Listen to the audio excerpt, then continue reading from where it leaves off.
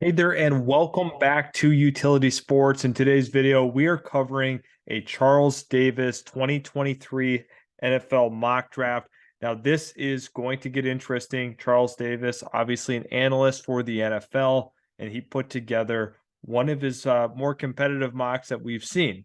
Now, starting at number one, we have Bryce Young going to the Carolina Panthers. When you look holistically at what Carolina could be looking for, some athleticism, a guy with poise, accuracy, I think that would be a great fit for the Carolina Panthers. There's been a lot of talk about CJ Stroud and him potentially being a fit with the Carolina Panthers.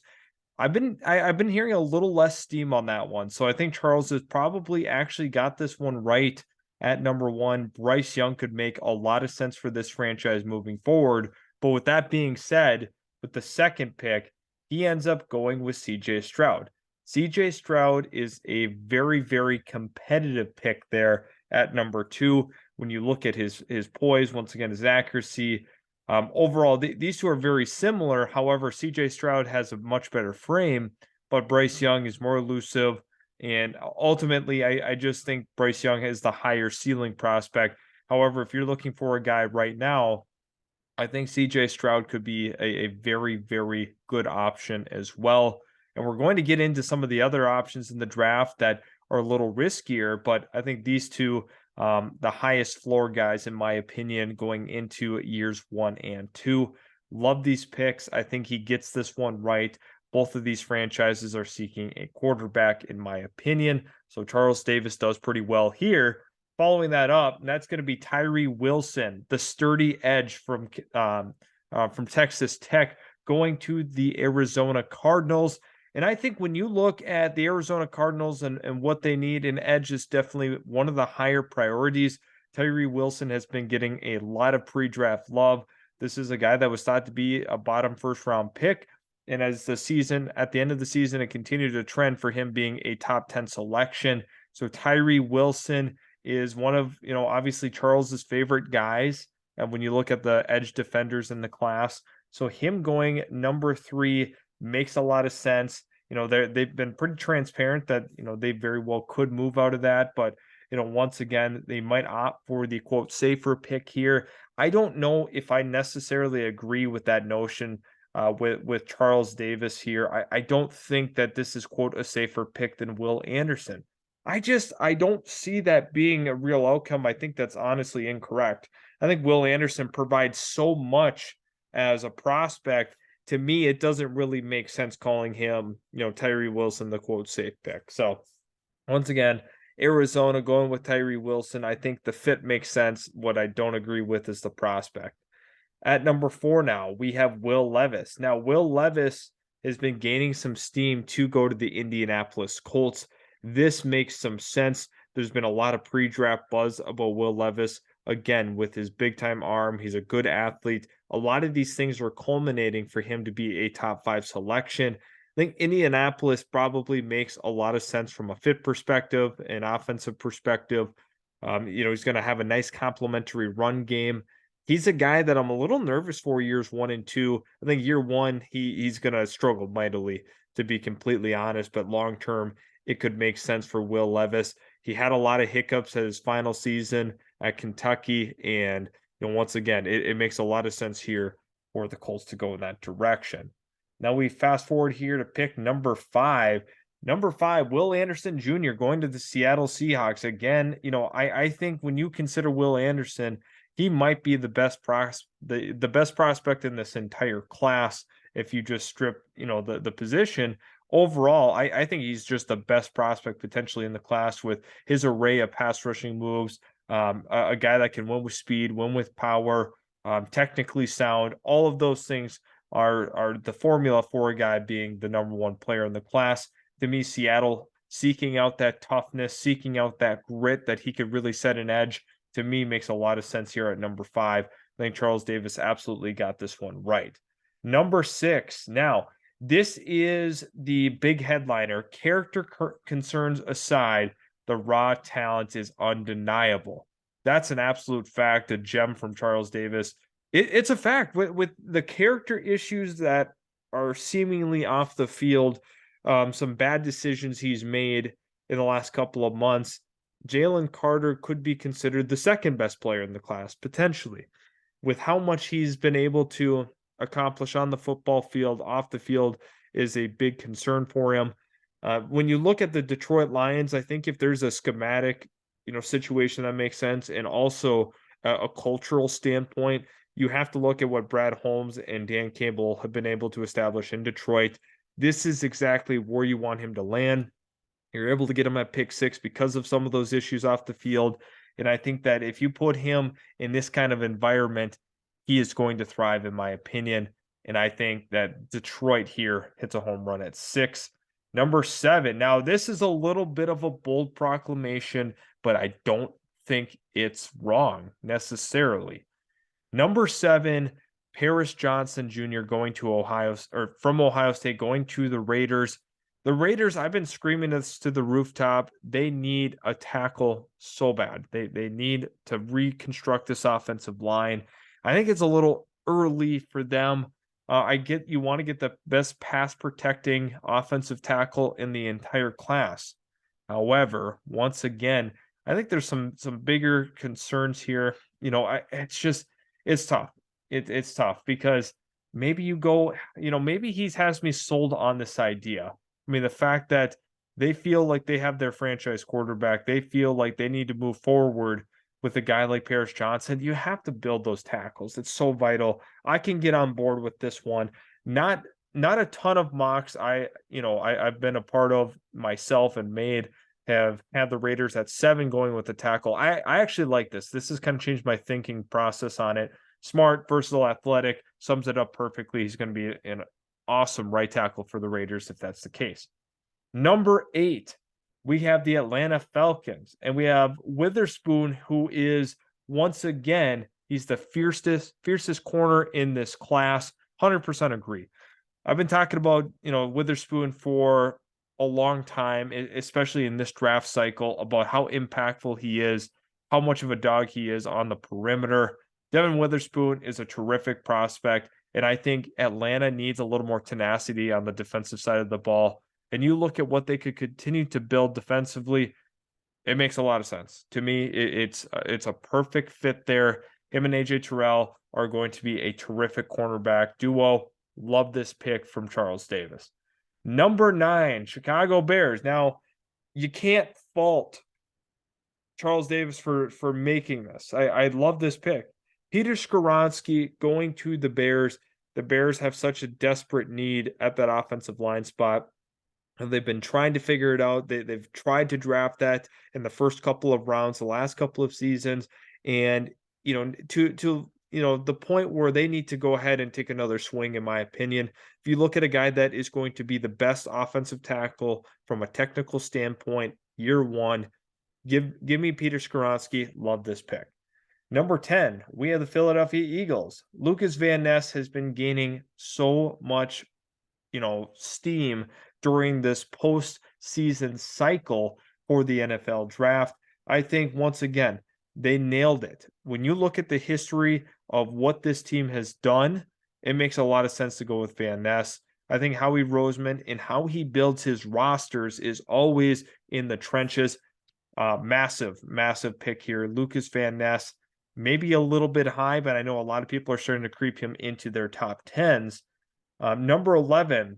Now, I don't know if I necessarily agree with the fact that Anthony Richardson falls to 11. I think there's going to be a team ahead here that ends up selecting Richardson.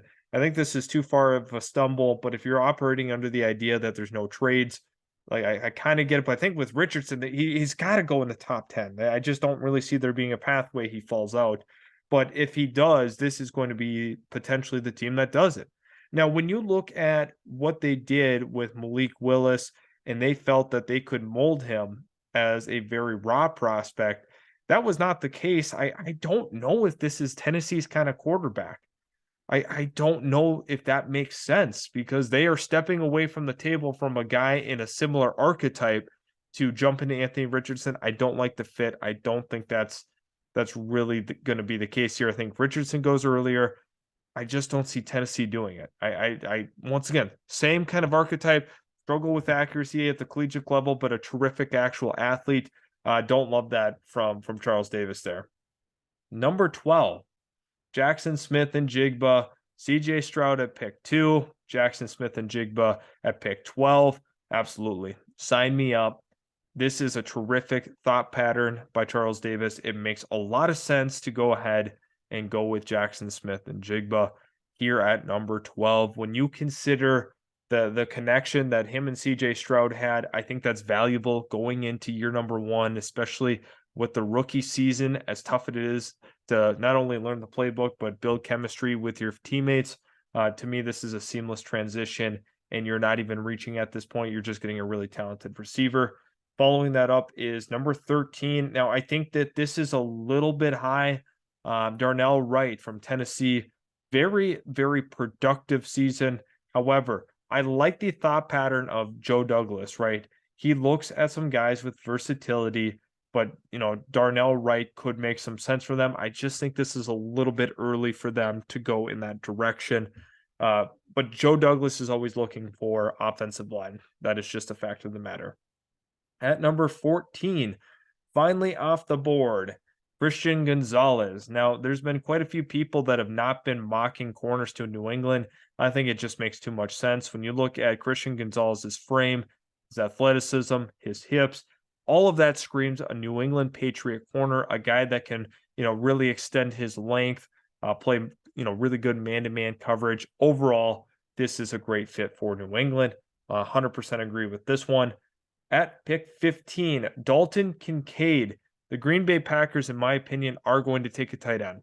I think they are definitely going to, whether it's Mayer or if it's Kincaid. Kincaid, once again, has been starting to gain some traction in the draft community as tight end 1, which actually would have been a little crazy to say months and months ago when it was the Mayer show. But now I think Kincaid is starting to solidify himself potentially as tight end number 1. Good catch radius, tough. After the catch, he's really good. Dalton Kincaid here at 15. To me, makes a lot of sense to get another, top tier weapon, try to help aid Jordan Love's development. Scroll down here to pick 16. We have Joey Porter Jr. That makes a lot of sense for the Commanders. Now will be under new ownership. This is a perfect fit for Jack Del Rio's defense.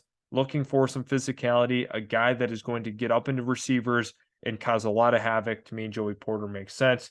17, another guy that epitomizes, the Steelers' way, I think, is Nolan Smith. Nolan Smith is one of those guys, when you look at the actual athleticism and what he could be, he is top of the charts. Now, it's similar to Trayvon Walker in the fact that tested very well, and now he's going to have to be a guy that's able to put that into some production at the NFL level. Pittsburgh Steelers, I don't love it, to be honest with you. I think you have to go tackle. I think you have to go tackle. If you were actually the GM of the Pittsburgh Steelers, to me, tackles make sense. Here, I don't love Nolan Smith. I'd like Nolan Smith, the prospect. I don't love Pittsburgh's decision here. I think Charles honestly has that one wrong. At number 18, you look at the Detroit Lions.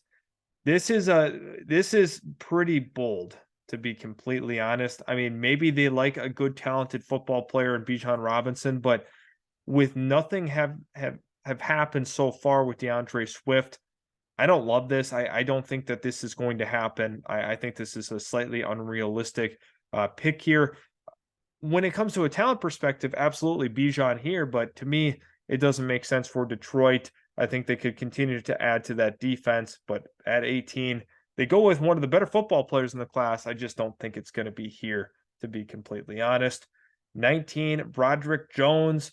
Absolutely, for Tampa Bay, you have to continue to build this offensive line. And I think when you look at Donovan Smith, it's long exhausted. They have to go ahead and get another tackle. You're going to have worse, and you're going to have Broderick Jones. Yeah, to me, this makes a lot of sense.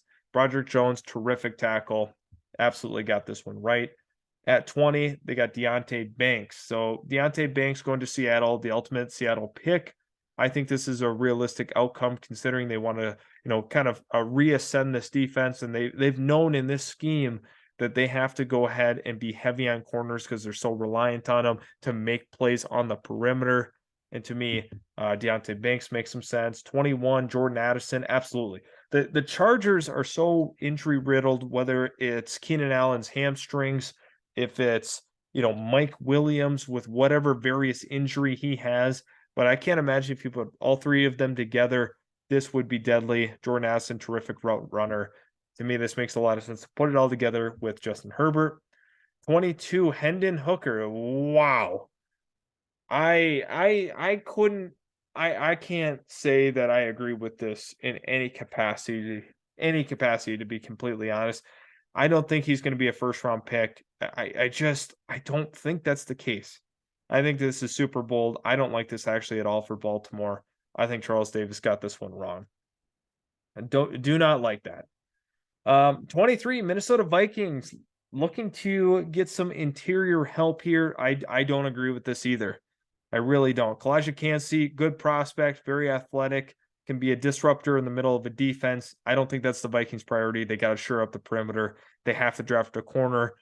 Wow. Charles Davis, two back-to-back, some bad picks here. I don't love it. I like the player, don't like the fit again with that spot. 24, Jacksonville. They end up going with Myles Murphy. 100% agree with this one. I agree. I think they need to continue to add up front, losing Arden Key, first and foremost. The fact that Trayvon Walker is a developmental guy, still needs to continue to grow. Potentially could lose Josh Allen this offseason. I think this makes all the sense in the world. Myles Murphy, for a long time, was considered a consensus top 10. Continue to slide down boards. Terrific value, good prospect. Jacksonville here would hit it out of the park with Trent Baalke. 25, we have the New York Giants, and finally Daniel Jones gets some help. Agree with Charles Davis on this one. Joe Shane here, Brian Dable. This is a great pick if that is the case. Zay Flowers, explosive wide receiver.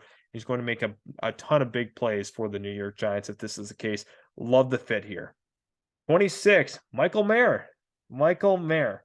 Now, the fact that they are not scared to take offensive talent in the first round and they are looking for value, 100% agree with this one. This is a different thought process than I had with where they were going to go. But to me, this is a great fit. Dallas does an awesome job with this selection. 27, we have the Buffalo Bills, and they got Brian Branch, the safety.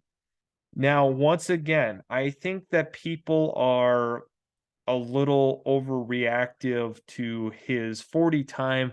He plays faster than that. He's instinctual. And part of that plays into your actual outcome on a defense there, and how productive you are is just knowing where to go before the play happens. Sometimes that supersedes, total straight line speed. Number 28, Emmanuel Forbes. We're getting some love for Emmanuel Forbes here, Mississippi State corner, 170. So he's super, super light, but overall, I think this is a great pick. He has a great knack for the ball. I think this is a phenomenal pick for the Bengals. 100% on board with this selection. They need some more corner help, especially in that loaded AFC. Charles Davis got it right again. 29, we have the New Orleans Saints. Mazi Smith from Michigan. Once again, New Orleans is going to go ahead and get some interior help here. Their defense was not as good as we had projected it to be last year. I think Smith is going to go a long ways in helping not only stop the run, but potentially rush the passer in some capacity. Pick 30, Jalen Hyatt. Wow, wouldn't this be something? A lot of people are comparing Jalen Hyatt to Deshaun Jackson, which is a somewhat fair comp in my opinion. But man, if you add some explosiveness with Jalen Hyatt to this offense, watch out. Watch out for this team. They already are scary the way it is, but Jalen Hyatt adds a different element to this team that they don't already have. With Smith and Brown, a terrific duo, but man, if you add Jalen Hyatt, that's going to be scary. And then finally, when you look at Kansas City and where they're at, Anuduke Uzama, I've liked his film. I've watched his film quite a bit. and it jumps off the tape. He is one of those guys that is a relentless finisher in terms of finishing off plays, a guy that is got a high motor, constantly, giving it his all every play. This is going to be a nice seamless fit into the Kansas City defense. I think that it is almost more so. Gosh, it's tough. You have Karloftis, you're having to replace Frank Clark. This could make some sense. This could make some sense, in my opinion. I think we're not far off with that one. So overall, just want to kind of give my thoughts on this one. I think Charles Davis did a decent job in this draft. There was a couple here that I had some question marks about. I mean, overall, overall makes sense for Buffalo here. I liked a lot of his picks on the back end. The Vikings pick, I was not a fan of that. I was not a fan of Hendon Hooker. I think that this was one of the worst picks probably the worst pick he had in the entire first round mock. Deontay Banks, maybe a little bit high on him. Overall, Nolan Smith, I didn't love the fit there. He didn't do an awful job at that. I think I give him probably a B on this draft. He hit some, really key ones, but he also had some ones that I really did not agree with. So let me know in the comment section below what grade you give this mock draft. It was really fun to cover Charles Davis's mock. Hope you enjoyed the video, and we'll catch you in the very next utility sports video.